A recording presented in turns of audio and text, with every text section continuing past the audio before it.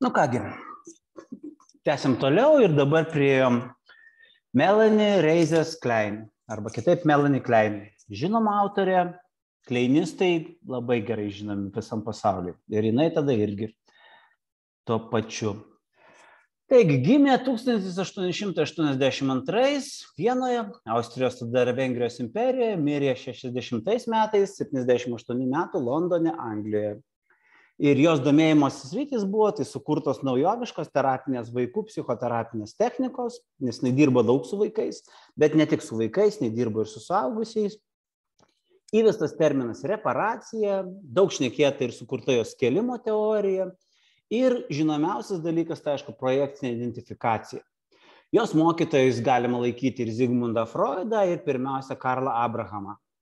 Sekėjai tai Herbertas Rosenfeldas, Otto Kernbergas, Žakas Lakanas, nors jis sukūrė jau visiškai savo mokyklą, ir kiti, ir Wilfredas Bijonas, ir Melceris, ir kiti. Daugybė šiaip, nes, gana populiari, tarp objektinių ryšių teorija yra populiari ir kleinistai iš vis labai smarkiai paplitę pasaulyje. Pavyzdžiui, Lenkijos psichoanalitikai ir psichoanalitiniai terapeutai labai smarkiai vertina. Kleinės pirmiausia, jos pasekėjai atvyko į Lenkiją mokinti psichoanalitikų. Taigi, kas tai yra Melanie Klein? Tai yra objektinių ryšių teorijos pradininkė, inovatorė ir psichoanalizės tikrai autoritetas, nepaisant visų kitų dalykų, ką jinai padarė ir pridarė. Šiaip jinai padarė milžinišką įtaką psichoanalizės teorijai ir technikai ir Didžiojoje Britanijoje, ir ne tik Didžiojoje Britanijoje. Tranzitinė tokia figūra stovinti tarp klasikinės psichoanalizės ir objektinių ryšių teorijos.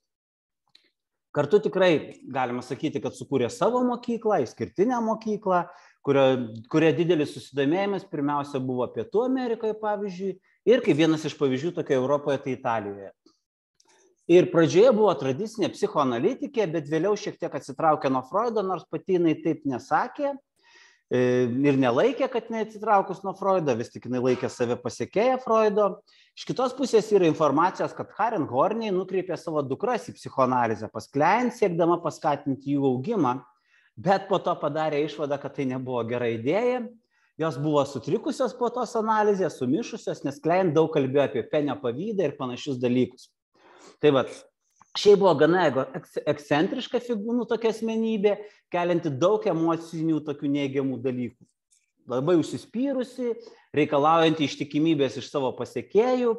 Iš kitos pusės, kaip išsiskyrusi moteris, kurios akademiniai pasiekimai nesiekė net bakalauro laipsnio, Klein akivaizdžiai neįsipaišė į vyrų gydytojų tą dominuojančią sferą psichoanalizės, kur jinai buvo be pasiekimų mokslinių ir tada tai suponavo tam tikrą požiūrį į ją. Dabar apie jos gyvenimą. Gimė žydų šeimoje, pirmo pasaulinio karo metu, gyvendama Budapešte, Klein pradėjo mokintis psichoanalizės pas Sandorą Ferencį, ten ir tapo psichoanalitikė, būdama be išsilavinimo medicininio. Susidomėjo, aišku, analizė dėl savo asmeninių dalykų, galvojama, kad turėjo depresiją po mamos mirties ir trečio vaiko gimimo. 19 metais jis susidomėjo ir pradėjo analizuoti vaikus, kūrė žaidimų terapiją. Manoma kartu, kad du pirmieji jos analizuoti vaikai buvo jos sūnus ir duktė. Ir pastebėjo dalykus, kurių Freud teorija nepaaiškina vaikuose. 21 metais jis persikėlė į Berlyną dėl politinių priežasčių, kur tęsė psichoanalizės studijas ir buvo analizuojama Karlo Abrahamo. Nors Abrahamas rėmė jos novatoriškus darbus su vaikais, nei pati Klein, jos darbai Berlyne nesusilaukė paramos. Sužavėtas jos inovatyvių darbų, britų psichoanalitikas Ernstas Jones pasikvietė ją į Londoną 26 metais, kuri pasiliko dirbti iki savo mirties 60 metais. Ir 26 Abrahamui mirus, čia kaip tik jinai buvo pakviesta, kad analizuotų vieną iš Jones vaikų. Kai 1938 metais į Londoną persikėlė Zigmundas Freudas ir jo duktė, irgi psichoanalitikė Anna Freud, tuo metu viena garsiausių psichoterapeučių, psichoanalitikių kontinentinėje Europoje, Klein idėjos ėmė prieštarauti kontinentinių analitikų emigravusių į Britaniją idėjams ir įvyko konfliktas. Ir kaip jau žinot, nežinot, po užsitęsusių diskusijų tarp Klein ir Annos Freud pasekėjų, Didžiojoje Britanijoje atsirado 3 atskiros kaip ir mokyklos, nors aš pasakyčiau gal net ir 4, jeigu paimti kleinistus kaip atskirus. Dabar be sėkmės asmeniniam, profesiniam gyvenime Klein teko išgyventi eilę tragiškų gyvenimo metų įvykių ir jos gyvenimas asmeninis nebuvo pats geriausias toksai. Ji buvo jauniausia iš 4 vaikų, jos mylimiausia vyriausioji sesuo mirė apie 8 metų amžius, kai pačiai Klein buvo tik 4. Ji buvo kaltinama dėl jos brolio mirties, jos mokslus sutrikdė vedybos ir vaikų gimimas. Jos santuoka žlugo, susilaukus 3 vaikų. Jos sūnus Hansas, kurį pati Klein analizavo, žuvo kalnuose ir įtariama, kad tai galėjo būti tiesiog savižudybė.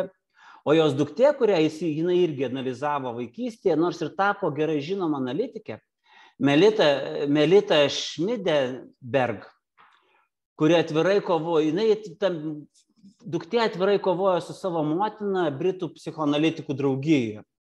Ir jos dukters analitikas Edvardas Gloveris atvirai kaltino Klein Britų draugijos susirinkimuose. Ir žinoma, kad motina ir dukra taip ir nesusitaikė iki pat Klein mirties ir dukra nedalyvavo net mamos laidotuvėse. Pati ji buvo ateistė, bet niekada nesisakė savo žydiškų šaknų. Apie 32 metus, kai jos publikacijos tapo jau labiau žinomos, atsirado daugiau bendraminčių. Pirmiausia, Riveryje, po to Heyman. Antro pasaulinio karo metu sukūrė grupę, kuri dirbo prie vidinių objektų, bet po karo sukūrė projekcinės identifikacijos mechanizmą ir tai nukonkuravo vidinių objektų tyrinėjimus. Apie 40 metus įvyko garsus debatai su Anna Freud, su aišku iškilimu ten Britų analitikų bendruomenėje. Ir Klein grupėje tuo metu jau buvo tokie psichiatrai kaip Bowlby ir Winnicottas, bet jie ilgai neužsibuvo su Klein. Apie 50-uosius atsirado kita jau pasekėjų karta, Siegel, Bijonas, Melceris, Betty Joseph ir kiti pasekėjai. Dabar jinai parašė darbai jo sudėti į 4 rinkinius. Čia jūs matot, galite pasiskaityti radę progą. Ir paplitimas. Šiandieninė kleininė psichoanalizė yra viena iš pagrindinių tokių psichoanalizės mokyklų ir šiuo metu tampantis vis labiau populiaresnė. Kleininiai psichoanalitikai yra tarptautinės psichoanalizės asociacijos nariai. Kleininė psichoanalizė išlieka gausiai ir įtakinga psichoanalizės mokykla Didžiojoje Britanijoje, daugelį Latino Amerikos šalių ir tam tikrų mastų netgi ir Europoje. Dabar pagrindinės jos idėjos trumpai, o paskui galėsim pabandyti praplėsti. Taigi mintys kokios jos. Ištyrusi labai agresyvės fantazijas apie neapykantą, pavydą ir godumą, pasireiškiančias pas labai mažus ir neramius vaikus, Klein pasiūlė savitą žmogaus psichikos modelį, kuris susiejo reikšmingus būsenos virpesius su tuo, ar priešakyje buvo eroso ar tanatos impulsai. Analizuodama vaikų žaidimus, kaip Freudas analizavo sapnus, įtyrinėjo dar nežinomo kūdikio psichikos teritoriją. Klein supratimas apie giliausias vaiko baimės ir gynybas prieš jas leido jai pateikti originalų teorinį indėlį į psichoanalizę, rasti ankstyvąją Edipo kompleksą ir ankstyviausias superego ištakas, ypač paranoidinę šizoidinę poziciją ir depresinę poziciją. Kartu jį parodė, kad šios primityvios psichinės būsenos veikia ir suaugusiojo gyvenimą. Klein, kaip ir Mahler, aprašė santykių motina ir vaikas evoliucijos fazės. Klein visada laikėsi nuomonės, kad ji nenukrypsta šiaip nuo Freudo teorijos, o tiesiog tyria ankstyvuosius kūdikio vystymosi reiškinius, visai atitinkančius Freudo teoriją. Kaip sakoma, Freudas daugiau akcentavosi į Edipą ir poedipinius dalykus, Melanie Klein labiau iki edipinius dalykus manė svarbius. M. Klein manė, kad Freudo pasiūlytas vidinis psichodinaminis konfliktas atsiranda daug anksčiau, kad Edipas atsiranda daug anksčiau, kūdikystėje jau, kurią Freudas apibrėžė kaip genitalinę stadiją, o jinai sakė, kad daug anksčiau. Ir objektiniai santykiai, ego ir savęs vaizdas jau egzistuoja nuo gimimo, čia jos postulatai. Instinktai nevaidina tokio svarbaus vaidmens struktūrų formavimėsi. Ir iki edipinių diadinių santykių sutrikimai svarbus asmenybiniams sutrikimams ir psichopatologijai. Be to, konflikto kilmė skiriasi konflikto pati kilmė skiriasi nuo to, ką pasiūlė Zigmundas Freudas. Kitaip nei malonumo siekimo, kaip libido pasireiškimas, apie kurį šnekėjo pats Freudas, Klein laikė, kad libido pasireiškia per objekto siekimą. Tai yra ieškant kitų žmonių, kaip čia Fairburnas ir visi objektiniai ryšiai. Nors Klein abejojo kai kuriomis esminėmis Freudo prielaidomis visgi, Ji laikė ir toliau save ištikima Freudo idėjų sekėja. Klein išplėtė ir išvystė Freudo teoriją apie nesąmoningą psichiką ir nors jinai savo teoriją grindžia Freudo postulatais, ji teigia, kad jos siūlomi raidos etapai yra ydingi, nes ego, pavyzdžiui, šitas superego yra jau nuo pat gimimo. Kai Freudas sako, tik tai Edipo komplekso metu atsiranda. O Edipo kompleksas atsiranda pirmaisiais gyvenimo metais. Tai yra kaip ir Freudas pabrėžė reikšmingą tėvų figūrų vaidmenį vaiko fantazijų gyvenime, bet manė, kad Edipo komplekso pasireiškimo laikas buvo neteisingai nustatytas, kad jis per vėlai Freudo manytas. Tai vat, Klein manė, kad Freudo pasiūlyta psichodinaminė kova prasideda daug anksčiau, dar kūdikystėje. Klein buvo pirmoji, kuri naudojo tradicinę psichoanalizę dirbant su mažais vaikais, dažnai net ir 2 metų vaikučiais. Klein buvo novatoriška tiek kurdama technikas, pavyzdžiui, darbas su vaikais naudojant žaislus, tiek kūdikių vystymosi teorijos srityje. Ji manė, kad vaikų žaidimai yra pagrindinis emocinio bendravimo būdas. Ir ji mėgino paaiškinti specifinę žaidimo prasmę, stebėdama, kaip probleminiai, sunkus vaikai žaidžia su žaislais, lėlės, gyvūnai, plastelinas, pieštukai ir popierius. Taip pat Klein reikalavo laikyti agresiją svarbia savaime veikiančia jėga. Ir tai ją privertė labai konfliktuoti su Anna Freud, kuri to nelaikė. Klein teorinis darbas rėmėsi Freud įsitikinimu apie mirties pulsacijos egzistavimą, Thanatos varą. Visi gyvi organizmai iš prigimties yra linkę į neorganinę būseną. Todėl tam tikra prasme visi juda link mirties.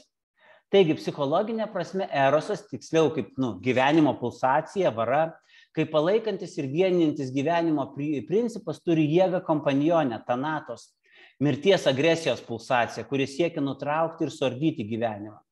Tiek Freud, tiek Klein šias biomentalinės jėgas laikė psichikos pagrindu ir pabrėžė biologinę varų ir instinktų pusę.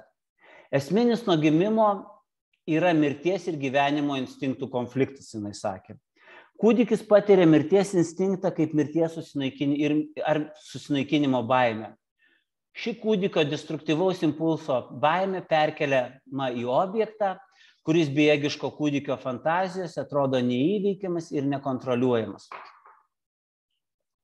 Šios pirminės nesąmoningos jėgos, kurių mentalinė matrica yra id, įžiebia ego patiriantį aš. Id, ego ir superego yra tik trumpiniai, panašus instinktus, reiškiantys labai sudėtingas ir dažniausiai neturinčias aiškios vietos smegenyse psichodinaminės operacijas. Freud ir Klein niekada neatsisakė šių terminų ar koncepcijų, nepaisydama daugelio jų šalininkų protestų ir ginčų. Ir jinai pabrėžė iki edipinių santykių svarbą. Daugelis tai laiko dideliu indėliu į psichoanalitinę teoriją. Ji pavadino psichikos būsenas, kai vyrauja palaikomasis gyvenimo principas, depresinė pozicija, vėliau išplėtė savo idėjas į ankstesnę raidos psichologinę būseną, atitinkančią dezintegruojančias gyvenimo tendencijas, kurią pavadino paranoidinė šizoidinė pozicija. Apie tai šnekėsim daug vėliau, išplėščiau, dabar tik trumpai.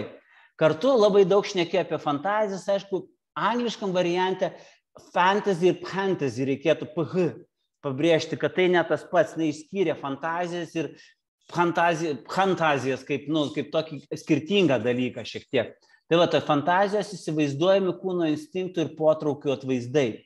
Kūdikis tai jaučia ir kūnu, ir psichiškai. Jie labai ryškus, nes ankstyvoje kūdikystėje kūdikis nemato skirtumo tarp fantazijos ir tikrovės. Nusivylimas ir diskomfortas jaučiamas kaip priešiškos jėgos išpuolis. Ir primena beprotišką suaugusių psichozių pasaulį, kai kūdikiams tai yra norma. Dabar šiek tiek dar apie objektus jo supratimą. Varos iš esmės yra nukreiptos į objektus, kūdikis ieško pieno iš krūties, krūtis, kuri duoda pieną, tai tada tampa gera krūtimi, o krūtis, kuri neduoda, yra blogo. Ir objektiniai kūdikio pasaulį jo pirmaisiais mėnesiais sudaro gratifikuojančios ir priešiškos kūdikio realaus pasaulio dalys. Tada. Ir kūdikio naudojami psichiniai gynybos mechanizmai, čia jos praplėsta šiek tiek ir daugiau apie tai rašyta, tai yra projekcija, aišku, tai paskui eina ir į suaugusio gyvenimo projekciją, tai kūdikis mano, kad objektas turi savybių, kurios iš tikrųjų yra paties kūdikio jausmai, Introjekcija yra psichinė fantazija, per kurią kūdikis įsavina kažką iš suvokiamų pasaulio, pavyzdžiui, įtraukiant pavojų arba nepriteklius. Skėlimas yra matymas objekto kaip arba tik gero, arba tik blogo, remiantis dabartinė to objekto patirtimi. Tai toks skėlimas į dvi priešingas dalis, vienas atskėlimas nuo kitos iš tikrųjų. Ir projekcinė identifikacija, tai yra įsivaizduojamai atidalinant dalį savęs ir priskiriant kitam, kad būtų galima valdyti tą kitą. Dažnai pasireiškia kaip vidinio nerimo ir pykčio eksternalizacija į išorę. Apie tai paskui šnekėsim. Toliau, ego ir superego atlieka tas funkcijas, kurias anksčiau vykdė tėvai ir kiti.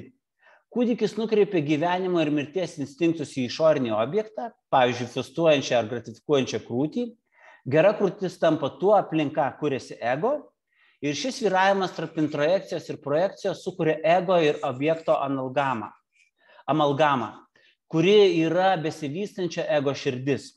Superego tiksliai neatspindi tėvų, kokie jie yra, bet yra suformuotas iš kūdikio fantazijų apie tėvus, modifikuotų per jo jausmus ir fantazijas. Taip kad tam tikrą prasme Klein šiek tiek tarsi pateisino tėvus, kad vaikai mato tėvus ne tokie, kokie yra, bet jie sukuria per tai savo agresyvumą, kokį jie turi. Ir didėjant brandai, kūdikis įveikia visagalės objekto kontrolės iliuzijas, todėl mažėja projekcija ir introjekcija bei gausėja tikslesnių projekcijų. Identifikacija su objektu yra lemiama ego ir superego struktūrų formavimus. Kadangi vaiko ego silpnas, nerimo reguliatoriumi tada turėtų būti objektas. Ir terapijos užduotis sušvelninti ankstyvą nerimą ir pakeisti vidinių objektų ir vidinių persekiotojų atšiaurumą, analizuojant ir aiškinant perkelimą. Perkelimo terapija yra nauja fantazijų, baimių ir jausmų susijusių su ankstesniais santykiais versija. Kleinistinė psichoanalizė suaugusiems pasižymi tradicinių analitinės kušetės panaudojimu ir 4-5 kartais per savaitę susitikimų dažnumu. Bet kitaip nei freudistinė psichoanalizė, kurioje pagrindinis dėmesys skiriamas paciento ego, kleinistinė analizė nuo pat gydymo pradžios yra nukreipta į labai gilių ir primityvių emocijų bei fantazijų interpretavimą. Taigi, o dabar jau tada ramiau apie Melanie Klein teoriją. Taigi, pirmiausia, palyginama su Freudu. Zigmundas Freudas tai sako, kad vaikas gimsta tik su libido ir agresija atsiranda tik kaip reakcija į aplinką, į blogą patyrimą. Tada formuojasi agresyvusis atsakas. Tai vieno žmogaus tokia teorija, nėra ryšio kalbos apie objektą, tik subjektas. Melanie Klein varų kilmė skiriasi nuo tų, kurias pasiūlė Zigmundas Freudas. Vaikas gimsta, jame yra ir blogoji, ir geroji libido, o ten agresijos vara. Kūdikio ir motinos sąveika yra tokia gili ir intensyvi, kad ji ir sudaro kūdikio varų fokuso tašką. Per projekciją ir introjekciją, kurios kaitaliojasi, formuojasi vidiniai objektai, kurie yra kas kita nei objektų reprezentacijos, priklausomai nuo išorinių objektų. Jei formuojasi agresyvios varos, tai yra agresyvi pusiausvyra, o jei dominuoja gerosios varos, yra galima geresnė integracija. Neapykanta agresiją skaldo, o meilė vienija.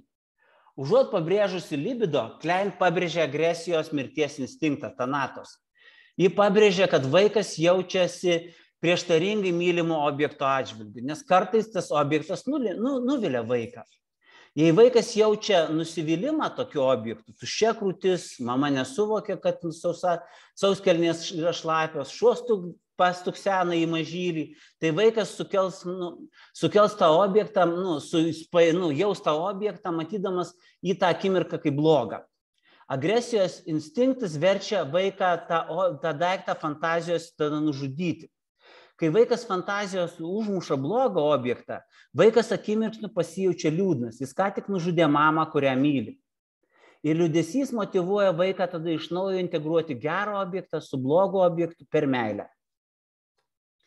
Dabar Klein teorija pirmiausia fokusuojasi į vystymąsi pirmaisiais gyvenimo metais, tačiau pabrėžia, kad raida ir toliau vystosi visą gyvenimą. Tuo skiriasi nuo Freudo. Sudėtingos interakcijos tęsiasi visą gyvenimą tarp internalizuotų figūrų ir objektų pasaulio ir realiojo pasaulio, kuris be abejo taip pat yra galvoje, pasikartojančiais projekcijų ir introjekcijų ciklais. Kai kurios iš sąveikų motinos ir vaiko kelia pyktį ir nusivylimą, kitos provokuoja stiprias priklausomybės emocijas, nes vaikas pradeda matyti, kad motina yra daugiau nei tik maitinanti krūtis. Šios reakcijos gali grasinti užgožti kūdikio individualumą. Tai, kaip kūdikis išsprendžia šį konfliktą, atsispindi, kokia bus jo kaip suaugusio asmenybė. Dabar pašnekėkim šiek tiek apie pavydą. Klein apibūdina pavydą kaip pykčio jausmą, kad kitas žmogus turi ir mėgaujasi kažko geidžiamu ir dažnai lydimas impulso jį atimti ir sugadinti. Šiuolaikiniai autoriai taip pat mato pavydą kaip skausmingą kančią. Tai pavydūs impulsai, oralinio ar analinio sadistiško pobūdžio, veikiantys nuo gyvenimo pradžios, pirmiausia nukreipti prieš maitinančią krūtį, o po to ir prieš tėvų sąjungą. Nesąmoningas pavydas tai primityvus ir susilpnėjęs potraukio, bejėgiškumo, nepilnavertiškumo ir priešiškos kančios jausmas, kartu su noru apiplėšti ir sugadinti, susidūrus su kitur egzistuojančiais pranašumais ir jų teikiamais malonumais. Pavydas sudaro pirminę ir branduolinę psichikos dimensiją, aplink kurią organizuojami pažintiniai ir emociniai išgyvenimai nuo kūdikystės iki pilnametystės.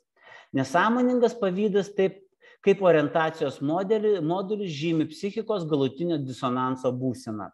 Pavydas yra pirminio destruktyvumo, tam tikrų mastų pagrįsto konstitucija, pasireiškimas ir blogėjantis dėl negandų. Pavydas sustiprina persekiojimą ir kaltės jausmus.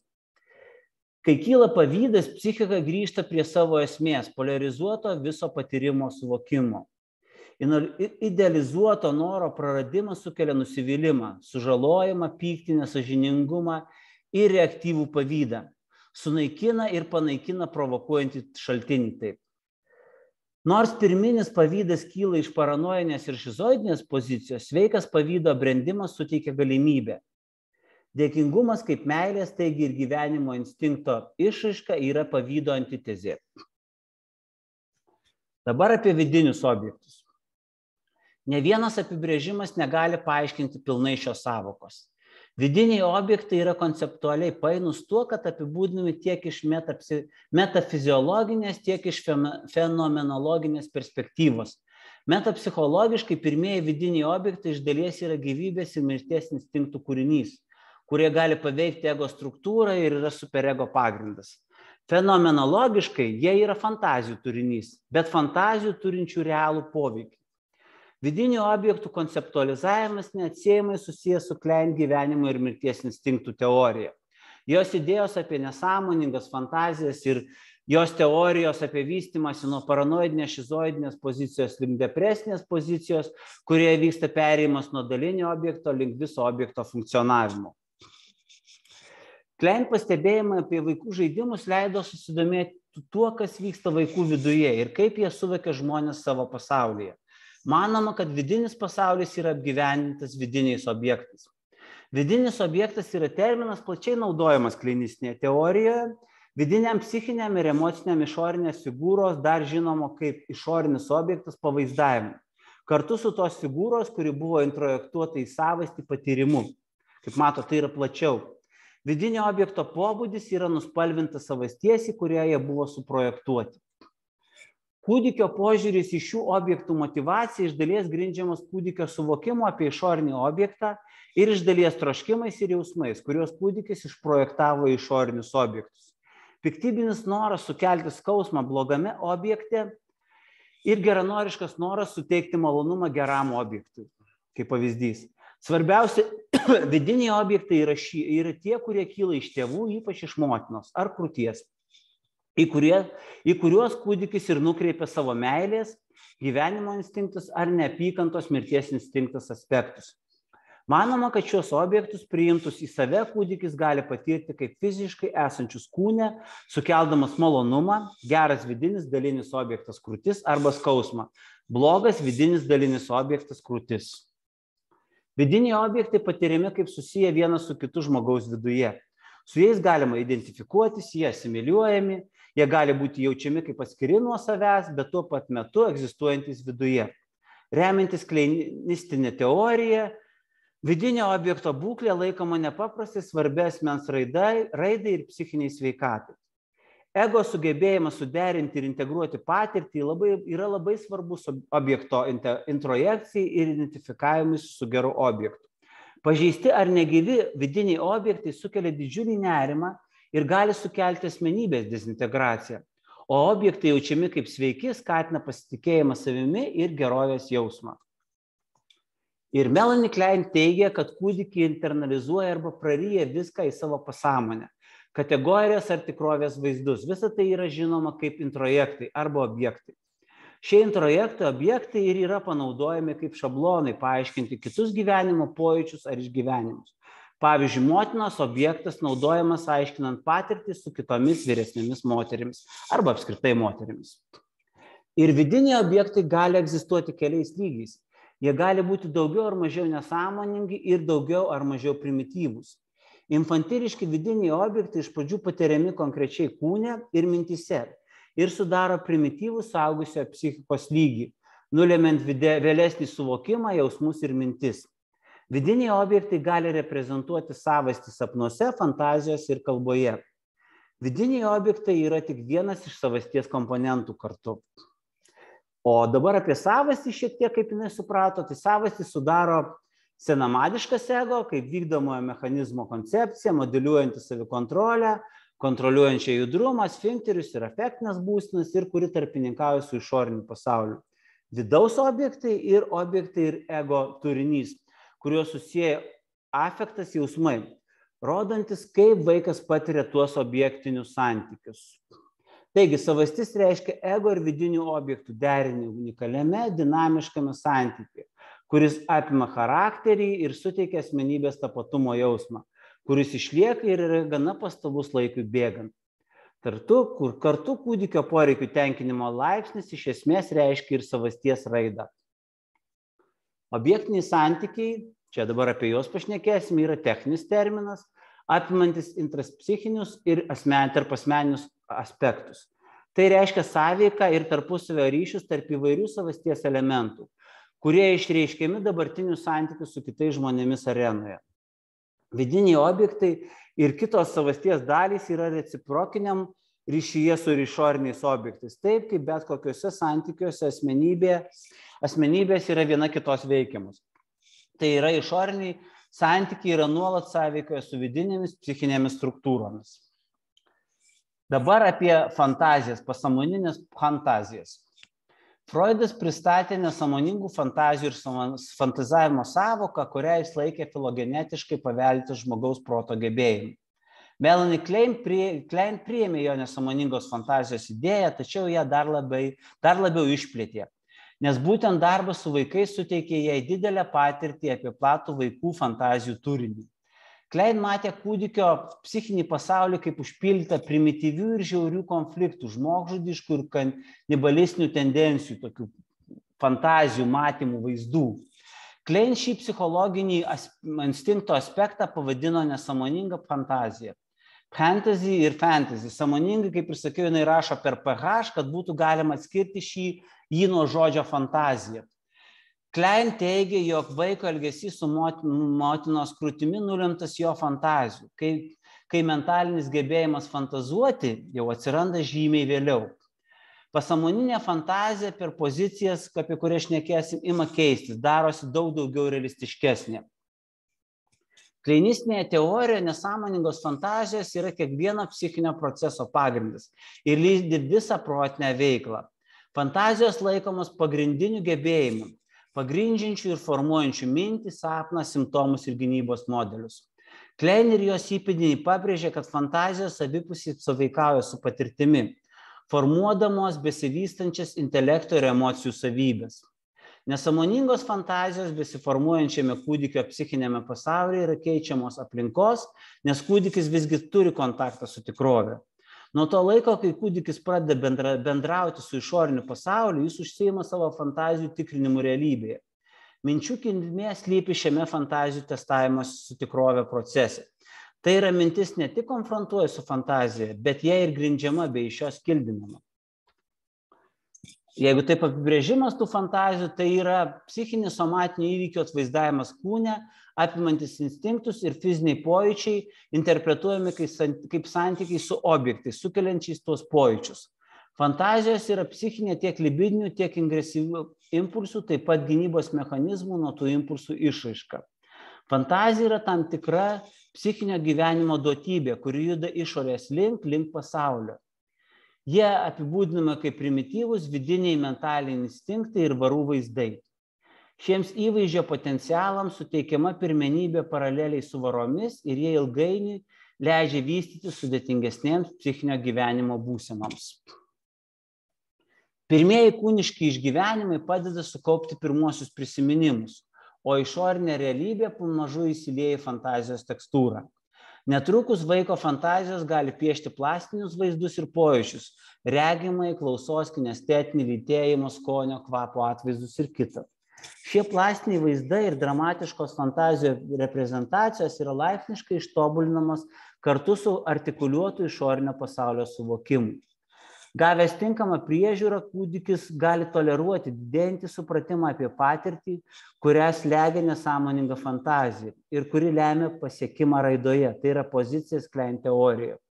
Unikalios psichinės ir emocinės asmens galimybės atsiranda dėl fantazijų sąveikos su faktinė patirtimi ir iš to kylančių emocijų. Pasąmoningos fantazijos ir troškimai santykį su objektu gali paversti traumuojančiu. Tada vyraus nerimastingi ir griaunantys prisiminimai. Nesąmoningos fantazijos yra labai svarbios ugdant mąstymo gebėjimus, jau apie tai šiek tiek šnekėjom. Protiniai gebėjimai grindžiami ankstesnė patirtimi, kai aplinka ir kūdikis sąveikauja. Čia įvedam ir Bijoną, jo požiūrių fantazija yra prekoncepcija, apie kurią nebuvo galvojama tol, kol patirtis nesusimaišys su realybės patirtimi pasaulyje. Tai tam tikrą prasme fantazija apie vilką yra prekoncepcija, kol mes nesusidurėm su vilku. Prekoncepcija realizavimas susiformuoja kaip koncepcija, apie kurią galima jau tada galvoti. Klasikinis pavyzdys yra stebimas kūdikio spenelio ieškojimas pirmomis gyvenimo valandomis. Prekoncepcija yra instinktyvus ieškojimas. Naujagimio krūties ieškojimo refleksas taps psichiniu įvaizdžiu tik tada, kai naujagimis suras spenelį ir pradės maitintis. Šios veiklos kartojimas laikui bėgant sudaro psichinį vaizdą lydimą raminančių emocijų. Spenelio sąveika suteikia galimybę realizuoti patirtį pasaulyje, o laikui bėgant pakartotinai patyrus, prekoncepcija realizavimas kartu sukuria jau koncepciją. Taigi, didžiąją psichoanalizės dalį galima apibūdinti kaip bandymą nesąmoningą fantaziją paversti sąmoningą mintimi. Tai, ką daro psichoanalitikai. Analizuoja versdami. Dabar apie Edipo kompleksą. Klein, kaip ir Freud, Edipo kompleksą mato kaip centrinį, tačiau modifikuoja jį ir išplečia naujomis idėjomis apie jį. Fantazijos apie motinos kūną siejasi su nauju Klein supratimu apie pirminį moteriškumą ir vyrišką bei moterišką Edipo kompleksus. Ji postuluoja apie infantilę prekoncepciją, pilną jaudinančios ir bauginančios tėvų poros, kuri pirmiausia fantazuojama vaiko dar iki Edipo, kaip tokia kombinuota figūra. Motinos kūnas, kuriame yra tėvo varpai ir kartu konkuruojantis kūdikiai pilni jame, toje figūroje. Ir ši primityvi poros versija fantazuojama kaip nuolatiniai lytiniai santykiai, pasižymi sadistiškai oraliniais, uteraliniais ir analiniais bruožais dėl kūdiško seksualumo ir sadizmo projekcijų. Ir paranoidinio šizoidinio funkcionavimo keliantys bruožai palengvina aiškiai ir osciliuojančią dalinio objekto tėvų dalinimą į idealius, artimus ir paniekinančius nekenčiamus. Padidėja supratimas apie visuminius objektus reikalaujantis ambivalentiškumo ir depresinės kaltės dėl išpuolių vis labiau lemia, kad reikia atsisakyti edipinių norų ir atitaisyti vidinius tėvus, leidžiant jiems susijungti į vieną. Ir Klein Edipo kompleksas ir depresinė tada pozicija yra glaudžiai susiję. Tai va, čia mato kalties pradžią, jinai daug anksčiau negu Freudas sakė. Dabar apie superego. Primityviosios superego figūros susiformuoja anksti, jinai sakė, ir bendrai dėl infantilaus sadizmo, ne vien dėl edipinės situacijos. Klein manymų superego pradeda formuotis gyvenimo pradžioje ne kaip edipinio komplekso išsprendimo paseka. Superego yra vidinė savęs struktūra arba jos dalis, kuri kaip vidinė valdžia atsispindi savastyje. Priima sprendimus, daro moralinį spaudimą ir yra sąžinės, kaltės bei savigarbos vieta. Kleinistinė mąstyme superego sudaryta iš atskiros ego dalies, į kurią projektuojamas mirties instinktas, susiliejantis su gyvenimo instinktu, su geruoju ir bloguoju pirminiu, taip pat ir vėlesnių objektų aspektais. Turi tiek apsauginių, tiek grėsmingų savybių. Superego ir ego turi skirtingus tų pačių objektų aspektus. Jie vystosi lygiagrečiai per introjekcijos ir projekcijos procesą. Jeigu viskas gerai, vidiniai tiek ego, tiek superego objektai, kurie iš pradžių yra kraštutiniai, tampa netokie kraštutiniai ir abi struktūros tampa vis labiau suderinamos. Ankstyvasis superego yra labai griežtas pagal ją, paremtas daugiausia susiliejančiais instinktais, galinčiais modifikuotis ir vystymosi procese tampa netoks griežtas ir realistiškesnis. Čia kaip ir psichoterapijos esmė ir tikslas. Patologinio vystymosi metu ankstyvasis griežtas superego nepakinta, o kraštutiniais atvejais bauginantis ir idealizuoti, išskaidyti pirminių objektų aspektai yra ego išskaidomi ir išstumimi giliai į pasąmonės sritį. Klein manė, kad šie išskaidyti daliniai objektai yra atskiriami nuo superego, kiti mano, kad jie sudaro neįprastai destruktyvų superego.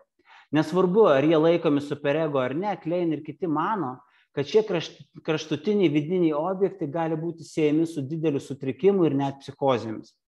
Kartu tęsiama diskusija apie tai, kokiu laipsniu gali įvykti superego pokyčiai, apie tikslų jo sudedamųjų dalių pobūdį ir apie tai, ar jis geriausiai suprantamas kaip struktūra ar kaip funkcija superego. Dabar apie krūtį šiek tiek. Pirmasis objektas vaikui tai yra krūtis, vėliau tik tai apibendrinta kaip motina. Jei krūtis yra pilna švelnaus pieno teikianti malonumą, vaikui ta krūtis yra gerosios krūties objektas. Jei krūtis būna tuščia, tada kūdikis nusivylęs ir ta krūtis laikoma blogos krūties objektu. Bręsdamas vaikas gali pamatyti, kad abu objektai yra tas pats dalykas. Geros krūties įvedimas sukuria vietą, kur galima pasislėpti nuo persekiojimo ir yra ankstyvasis žingsnis ugdant gebėjimą save nuraminti. Subrendę žmonės nebemato objektų kaip tik gerų ar tik blogų, bet mato kaip gero ir blogo objekto mišinį. Ir, aišku, jau paskui dar vėliau tas, dar toksai, kaip čia pasakyti, brandesnis matymas, tai yra tame, kad objektas gali turėti ir gerų, ir blogų savybių savyje kartu. Ir dabar šiek tiek pašnekėsim apie pozicijas. Klein teorijoje pozicijos, kurios siejasi su pasąmoninėmis fantazijomis, yra normalios ego ir objektinių santykių raidos stadijos. Kiekviena iš jų turi savo būdingą gynybą ir organizacinę struktūrą.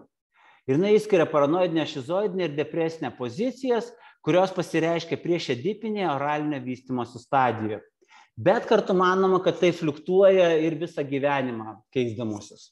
Tai va, depresinis ir paranoidinis, šizoidinis išgyvenimo būdas ir toliau tarpusavy kaitaliojasi, kaip ir sakiau, ir suaugusio gyvenime. Ypač kai regresas yra. Klein tai laiko charakteringom ankstyviausiais kūdikio gyvenimo mėnesiais ir kurie įvairiais laipsniais tęsiasi visą gyvenimą. Didžiąją ar mažesnė dalimi tęsiasi vaikystėje, per pirmuosius 4 vaikystės metus ir po to suaugus. Klein mano, kad šizoidinių santykių būdų niekada nėra visiškai atsisakoma, o jos straipsnis sukuria įspūdį, kad pozicijas galima suvokti kaip laikinas psichikos būsenas. Priešingai nei Fairbairn ir vėliau Gontripas, Klein manė, kad kūdikis introjektuoja tiek gerus, tiek blogus objektus, o gero objekto internalizavimas yra būdingas sveikai ego funkcijai vystytis. Gal čia šiek tiek ne apie pozicijas, čia jau apie krūtį ten tą, bet čia jau parašyta. Dabar taipgi, šnekam apie paranoidinę šizoidinę poziciją, tai yra nuo gimimo iki 4-5 mėnesio. Taigi, šiuolaikinis supratimas teigia, kad paranoidinės ir šizoidinės psichinės būsenos vaidina svarbų vaidmenį per visą gyvenimą ir savoką paranoidinė šizoidinė pozicija apibūdina primityvę ir ankstyvą psichinę būseną, kurios metu savastis jaučiasi dezintegruota. Tai konsteliacija sudaryta iš nerimo, gynybų ir vidinių, bet išorinių objektinių santykių. Pirmieji kūdikio gyvenimo mėnesiai kaip tik ir pasižymi tokiu persekiojimo nerimu, kurį daugiausia lemia mirties instinktas. Gimimo metu patirta trauma ir alkis bei frustracija. Tuo laikotarpiu pagrindinis nerimas buvo susijęs ir yra susijęs su savęs išlikimu, persekiojančio pobūdžio, tai baimė dėl ego sunaikinimo. Labai mažas kūdikis turi tokį rudimentinį, nors ir neintegruotą ego, kuris bando susidoroti su išgyvenimais, ypač nerimu, naudodamas tada skilimo, projekcijos, introjekcijos, identifikavimo ir visagalybės fantazijas, idealizavimą ir neigimą. Kadangi ego vis dar yra primityvios būklės, kūdikis nesugeba išlaikyti vieningo psichinio savęs ir kitų įvaizdžio. Psichinė realybė leidžiama paraleliai tada vystytis kaip atskirai nuo fizinio pasaulio. Paranoidinė šizoidinė pozicija gali būti laikoma vystymosi fazė prieš depresinę poziciją, kaip gynyba nuo jos, taip pat ir kaip regresija iš jos. Ir santykiai palaikomi su objekto dalimi, pavyzdžiui, krūtimi, o ne visa motina. Paranoidiniai šizoidiniai pozicijai būdingi dalinių objektų santykiai. Daliniai objektai yra skilimo funkcijos pasekmė, kuri vyksta fantazijose. Du atskiri daliniai objektai tada yra idealus ir mylimas, ir persekiojantis ir nekenčiamas. Kūdikis kelia tiek savo ego, tiek objektą ir atskirai išprojektuoja savo meilės ir neapykantos jausmus į atskiras motinos arba krūties dalis. Todėl motinos objektas yra padalytas į gerą ir blogą krūtį. Bloga motina, kuri jaučia nuvilianti, persekiojanti ir nekenčiama, ir gera, kuri yra mylima ir jaučiama kaip mylinti bei maloninanti. Iš pradžių jos mažai integruojant arba visai neintegruojant tarpusavyje. Ir skelimas leidžia taip atriboti nuo gero nuo blogo. Skelimas, pasak Klein, niekada nebūna visiškai efektyvus, nes ego linkęs į integraciją. Skirstydamas objektus į gerus ir blogus, kūdikis iš esmės sukuria du atskirius psichinius objektų vaizdus, egzistuojančius kaip nesusijusius atskirius subjektus. Pavyzdžiui, bloga krūtis egzistuoja tada, kai motina negali iš karto patenkinti kūdikio poreikių.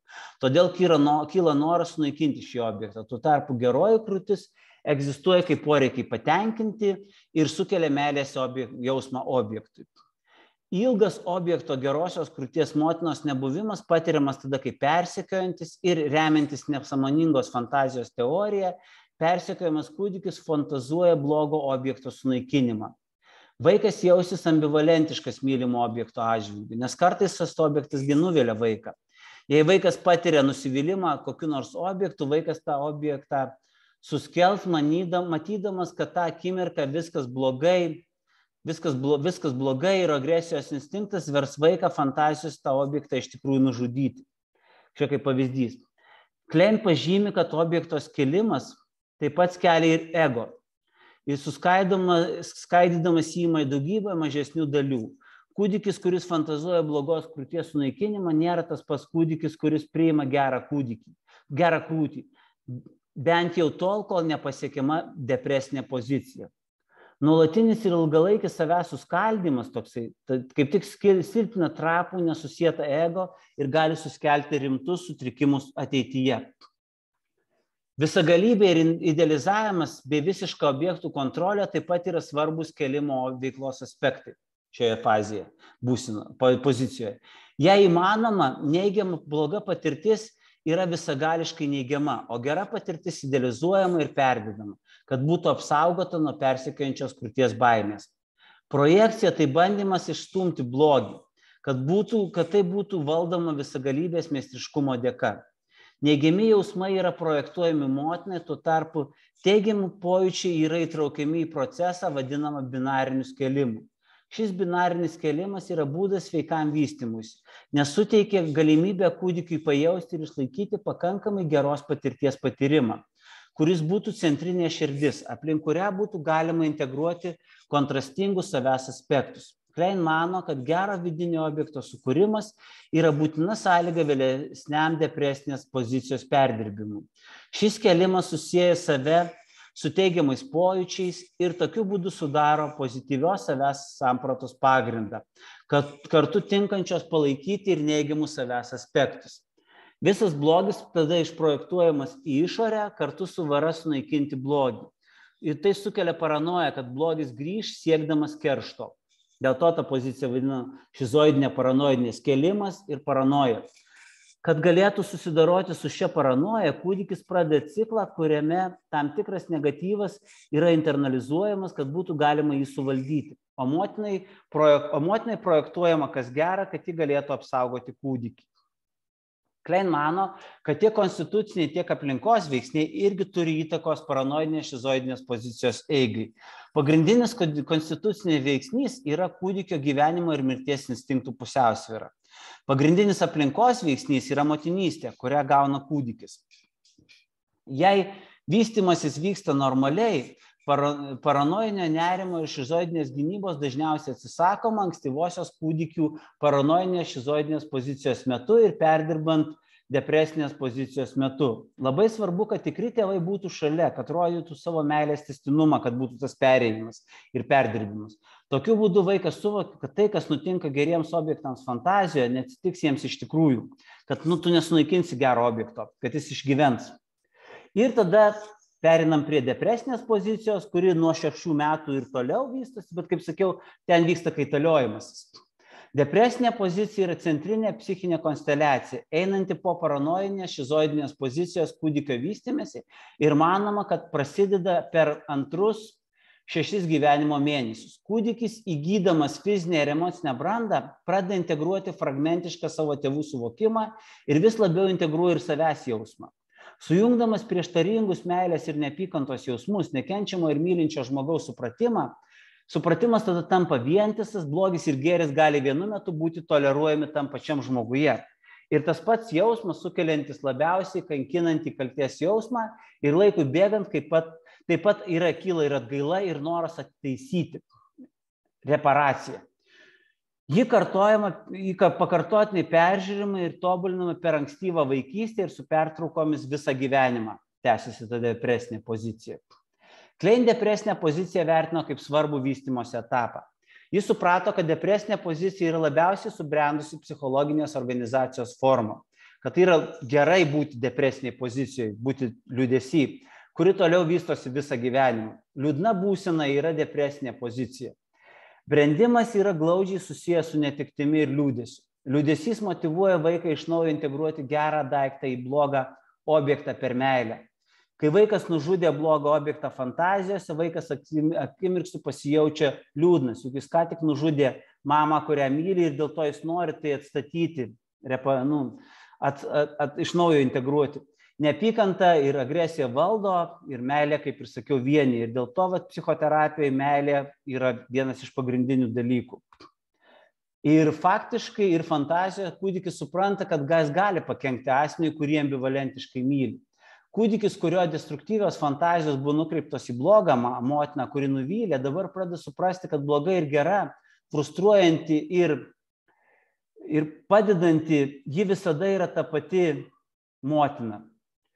Šie projekcijos ir introjekcijos ciklai tęsiasi tol, kol kūdikis supranta, kad gera motina ir bloga motina yra viena ir ta pati. Be to, fragmentiškas dalinių objektų vaizdas išsivysto į objekto kaip vieno suvokimo tada. Ir čia pradedamas tobulinti gebėjimą suvokti save ir objektus, apimančius ir gėrį, ir blogį. Tokiu būdu sukuriant integruoto ego pagrindą. Ego gebėjimai tada didėja, o pasaulis suvokiamas turtingiau ir realistiškiau. Ankstesniam etapui būdingas kėlimo ir dalinių objektų santykis dabar suvokiamas kaip tas, kuris nuvilia ir yra tas, kuris ir pamalonina kartu. Kitaip tariant, motina, kuri nuvylė kūdikį, yra ta pati motina, kuri jį patenkino. Atitinkamai kūdikis, norintis sunaikinti motiną, yra tas pats kūdikis, kuris ją myli. Ir kūdikis supranta, kad motina, kurią jis fantazijos sunaikino, yra ta pati motina, kurią jis myli, ko nebuvo prieš tai esančioje fazėje, pozicijoje.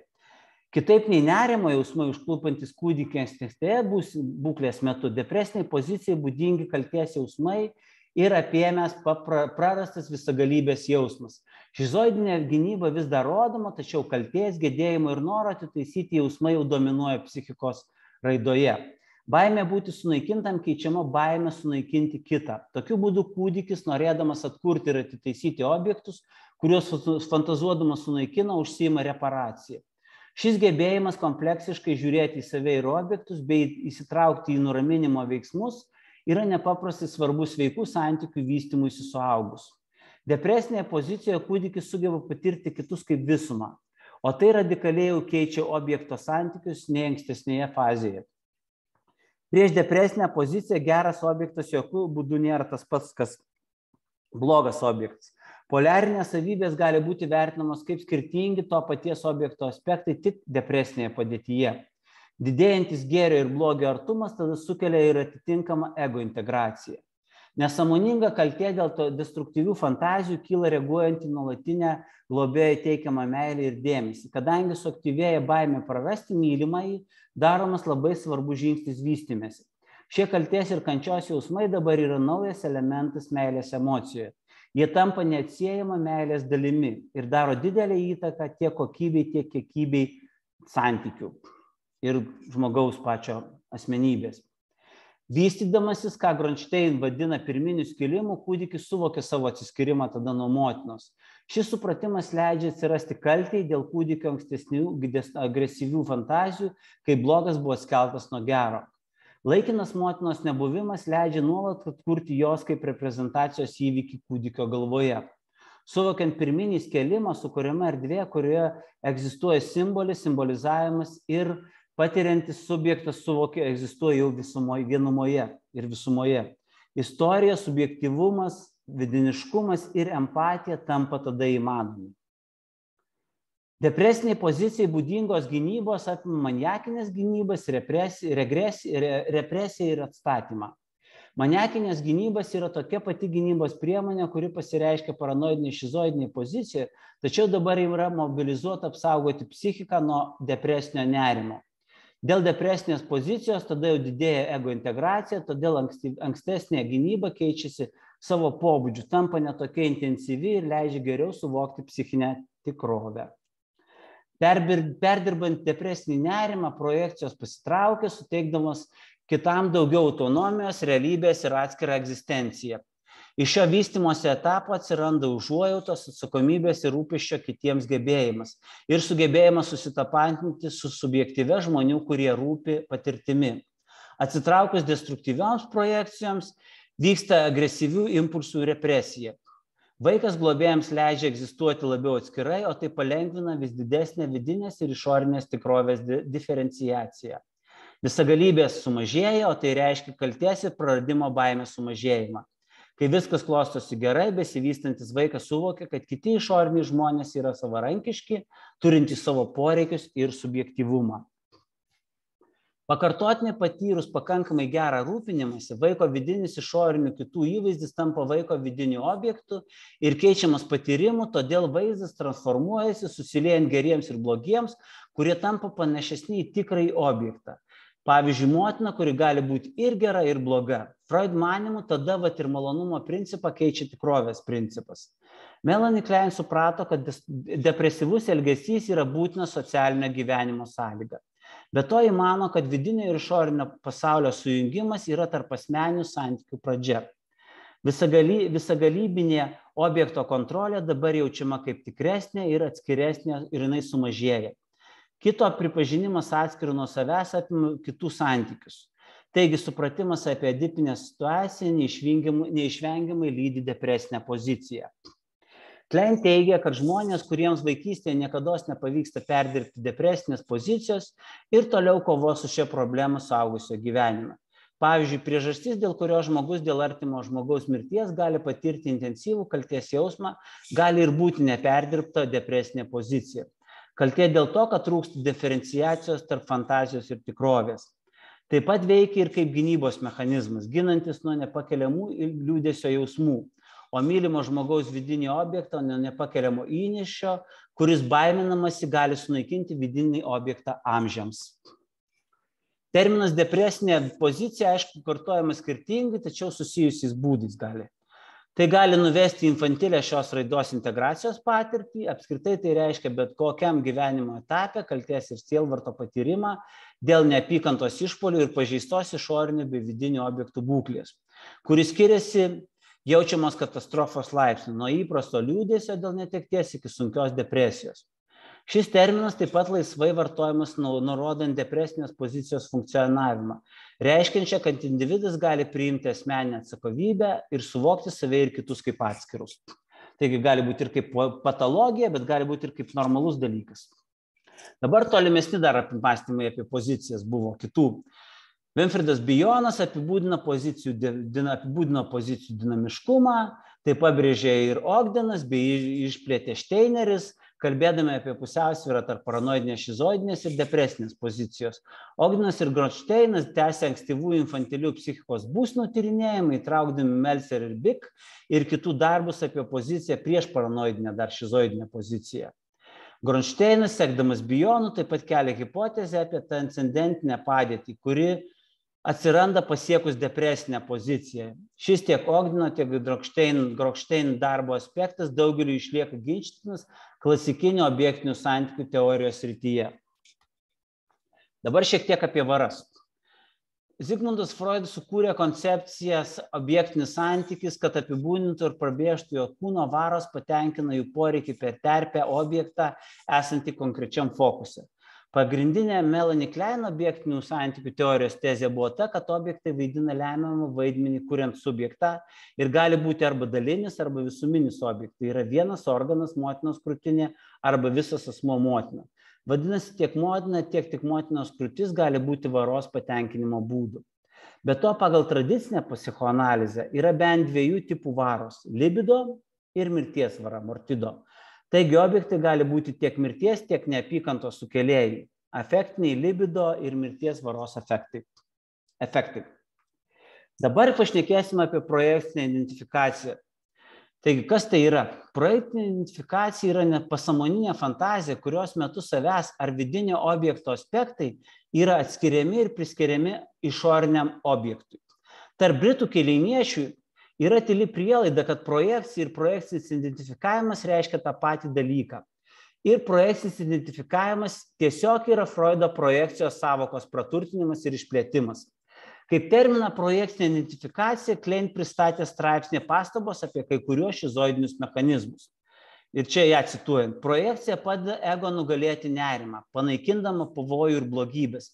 Gero objekto įvedimą ego taip pat naudoja kaip gynybą nuo nerimo. Savasties dalių atskelimas ir išprojektavimas į objektus yra gynybiškai svarbus normaliam vystymuisi, kaip ir neformaliems objektiniams santykiams taip pat. Introjekcijos poveikis objektiniams santykiams yra nemažiau svarbus. Gero objekto, pirmiausia, motinos krūties introjektavimas yra išskirtinė normalaus vystymosi sąlyga. Jis suformuluoja fokuso tašką ego struktūroje ir sukuria ego darną. Šiems procesams ir siūlau terminą projekcinis identifikavimas. Klein šią funkciją įsivaizdavo kaip gynybą, prisidedančią prie normalaus kūdikio vystymosi, įskaitant ego struktūrą ir objektų santykių plėtrą. Projekcijos aspektai projektuotojo gali jaustis kaip geri arba blogi. Projekcinės fantazijos gali arba nebūti lydimos provokuojančio elgesio, taip nesąmoningai siekiant paskatinti projekcijos gavėją jaustis ir elgtis pagal projektyvę fantaziją. Gali būti arba ne lydimos provokuojančio elgesio. Projekcinės identifikacijos fantazijos kartais fantazija jaučiama kaip turinčios įgyjamų ir atributinių savybių, o tai reiškia, kad fantazija reiškia ne tik atsikratyti savo psichikos aspektų, bet ir patekti į kito protą, norint įgyti norimus jo psichikos aspektus. Šiuo atveju projekcinės ir introjekcinės fantazijos veikia kartu. Kaip objektinio santykio forma, projekcinė identifikacija yra būdas susisieti su kitais, kurie nėra laikomi visiškai atsiskyrusiais nuo individo. Šis susiejimas vyksta tarp subjektyvaus objekto ir tikro objekto susietumo etapų. Ogdenas išskiria 4 projekcinio identifikavimo funkcijas. Kaip ir tradicinėme Klein modelyje tarnauja kaip gynyba, toliau projekcinė identifikacija yra kaip komunikacijos būdas, tai yra objektinių santykių forma ir psichologinių pokyčių kelias. Dabar apie atitaisymą. Reparaciją pašnekėkime. Atitaisimas yra neatsiejama depresinės pozicijos dalis. Jį grindžiama meilė ir pagarba atskiram kitam ir apima pripažinimą sukėlus nuostolius ir padarius žalą bei pastangas atkurti ir atitaisyti savo objektus. Aišku, atminkim, kad tai vyksta viduje. Efektyvus atitaikymas apima tokį kaltės tipą ir laipsnį, kuris nėra toks didelis, kad sukeltų neviltį, tačiau gali sukelti viltį ir susirūpinimą. Pats atitaisymas parodo išeitį iš nevilties, nes depresijos būsenose skatinami dorybingi, o ne žiaurūs ciklai. Tai yra reikšmingas visos kūrybinės veiklos pagrindas ir iš tikrųjų pagrindinė vystymosi dalis. Dabar apie simbolių susiformavimą. Analizuodama vaikus, Klein sugebėjo parodyti žaidimo simbolinę reikšmę ir tai, kaip sublimacija priklauso nuo gebėjimo simbolizuoti. Terminas simbolio formavimas yra naudojamas psichoanalizėje pažymėti reikšmingos idėjos, konflikto ar noro netiesioginio ar perkeltinio, ar perkeltinio vaizdavimo būdą. Gebėjimas pereiti nuo susiejimo su archaiškais objektais iki simbolinio ryšio su pakaitiniais objektais, simboliais, yra ir vystymosi laimėjimas ir žingsnis padarytas iš nerimo susijusio su pirmykščiais objektais. Siegel toliau plėtojo Klein simbolių teoriją, išskirdama atitinkamai depresinėje pozicijoje vykstantį simbolizavimą ir primityvesnę versiją, simbolių sulyginimą, equation, priklausantį paranoidiniam šizoidiniam funkcionavimui. Simboliniam sulyginime simbolis prilyginamas simbolizuojamam daiktui. Čia paaiškinimas toksai. Dabar apie patologinės organizacijas. Savoka patologinės asmenybės organizacijos nukreipia į šeimą, kuriai būdingi nepaprastai sunkus ir tvirtai susijęti gynybos būdai, kurių funkcija yra suteikti pacientams galimybę išvengti didžiulio persekiojimo ir depresinio nerimo, vengiant emocinio kontakto su kitais ir vidinė bei išorinė tikrovė. Patologinės organizacijos koncepcijoje yra dvi pagrindinės viena kitą papildančios kryptys. Pirmoji kryptis nurodo narcisistinių ir visagalių išprotėjusių ir blogų savęs dalių dominavimą likusios asmenybės atžvilgių. Daugelis autorių pabrėžia, kad ši tironija atkakliai laikosi dėl savo ydingo, priklausomybę sukeliančio ir sadomazochistinio pobūdžio. Antroji kryptis susijusi su psichinė pusiausvyra. Patologinės organizacijos suteikia pacientams netikrą psichinę pusiausvyrą, kuri pasiekiama dėl patologiškai pažeisto potencialiai reaguojančio emocinio savęs. Tokios organizacijos bando suteikti pacientui naują poziciją, suprantamą kaip susidedinčią iš atsitraukimo nuo normalios veiklos ir nerimo tiek iš paranoidinės šizoidinės pozicijos, tiek iš depresinės pozicijos. Normalūs svyravimai ir pusiausvyra tarp šių pozicijų drastiškai sumažėja. Manoma, kad jų ištakos slypi ankstyvajame nevaldomų destruktyvių polinkių susijusių su pavydu ir aplinkos nesėkme atsiradimu, kurie kenkia įprasto šizoidinio funkcionavimo struktūrizaciniai veiklai ir sukelia ekstremalų ir didžiulį paranojinį nerimą. Patologinės organizacijos yra labai atsparios pokyčiams ir analizės metu kelia rimtų techninių iššūkių. Dabar apie kleinistinę techniką pašnekėkim šiek tiek. Klein pabrėžia, kad jos darbas, skaitant jos technikas, grindžiamas Freud, kuris apibūdino savo pagrindinį metodą darbo su suaugusiais pacientais, kaip 5 ar 6 kartus per savaitę trunkančius susitikimus, kušetės panaudojimą ir prašymą pacientų laisvai asocijuoti. Tai yra sakyti analitikui kuo tiksliau, kaip tik jie gali, ką galvoja ir jaučia be cenzūros. Savo technikoje Klein pabrėžia Freud perkelimo sampratą. Tai yra sąmoninga, bet ir nesąmoninga praeities ir dabarties patirties, santykių, minčių, fantazijų ir jausmų, tiek teigiamų, tiek neigiamų, pasireiškimą analitiko atžvilgiu. Klein ypač pabrėžia neigiamo perkelimo svarbą, kuris jos manymu gali būti naudingas, jeigu analitikas tai supranta ir panaudoja. Klein pabrėžia paciento praeities ir dabarties išgyvenimų bendros situacijos vaidmenį perkelime. Klein pasekėjai išplėtė savo techniką, pirmiausia, daugiau dėmesio skirdami analitiko ir paciento santykiams. Ir antra, panaudodami kontraperkelimą kaip informacijos apie pacientą šaltinį. Pabrėžiamas procedūrų nuoseklumas ir reguliarumas šitoje technikoje, laiko ribos ir sesijų dažnis. Taip pat svarbu, kad analitikas išlaikytų imlią, bet nediskriminuojančią psichikos nuostatą paciento atžvilgiu. Kaip ir Freud, jinai pabrėžia paciento gynybos nuo psichinės tikrovės pripažinimo svarbą.